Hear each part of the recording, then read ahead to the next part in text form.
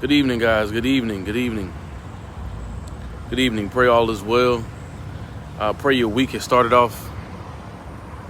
Great thus far.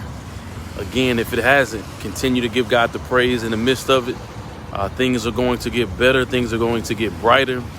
Continue to look to the hills from where your strength cometh. But coming to you guys with the word that God has placed on my heart. They don't see how you see. They don't see how you see. It says in John chapter 6, beginning in verses 5, Jesus has departed away to try to get away from the people. But it says that the people flocked to him anyway. It says a multitude of people follow behind Jesus. A multitude of people follow behind Jesus. And once Jesus sees all of these people who are coming to him, it says he asked one of the disciples, Philip, he says, how should we feed these people? How should we feed them? And it says the disciple responds back to Jesus. He says, the money that we have won't be enough to feed all of these people the way that they need to be fed. Jesus already knew the answer. He already knew what was going to take place and what he was going to do. But he asked this question. He posed this question to the disciple just to see the response that he was going to give. He says, how are we going to feed all of these people? It's over 5,000 people, men, women, children, over 5,000 people. He says he says we don't have enough money to feed these people. I remember as I was preparing for this message, I was reminded of my time when I first got into the car business. You know, and I was somewhat complacent, and it was crazy because it's not my spirit, not my way, but I was somewhat complacent. And I remember when I first got into the car business, I was walking down the hallway and I had found a little bit of success. I was making amounts of money that I had never made before because it was my first real job. And I remember the general manager, Charlie Evans, he walked by me and he says, Marcus, he says, how many cars do you project to sell this month? And I told him, I project to sell, 12, 14 cars, because I knew in my mind the amount of money I was making, it was enough for me. It was enough for me. I had never made amounts of money like that in my life, being in my early 20s. And so he says, Marcus, he says, you're better than that. He says, you're an 18 to 20 car guy. And the moment that he said that, a light bulb turned on in my head. I began to realize, why am I settling? Why am I settling for 14 cars when there's so much more out there for me to go get? Well, that month it ends. I end up selling 18 plus cars, and it was the most money I had ever made in 1 month. And from that moment forward, I never settled for anything less than that. I wanted to, from that point forward, I wanted to go higher, and no longer be complacent in my career. I was happy with a 5-figure income, and I'm not talking about anybody who makes that, but my point in my message is, see the reason Philip felt that it wasn't enough, because his faith was not where Jesus was. The reason Philip didn't feel like they didn't have enough money, that they didn't have the resources needed to feed 5,000, is because they didn't have the faith that Jesus did. So what am I here to tell you tonight, man? Well, that was in my early 20s. Now I fast forward to now, and God blesses me to sell 40 to 50 cars month in and month out. And the crazy thing is, I don't even exert the effort that I was exerting when I was selling just 18 to 20 cars. And God has blessed me to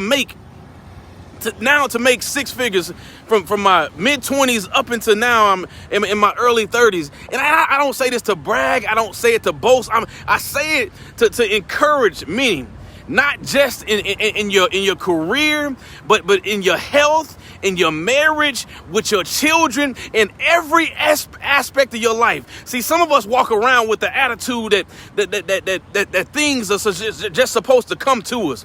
Well, see, you are expecting 6-figure results and 7-figure results. And I'm not just talking about an income. I'm saying you were expecting a 6-figure and a 7-figure type of result, but you're putting a 4-figure type of effort.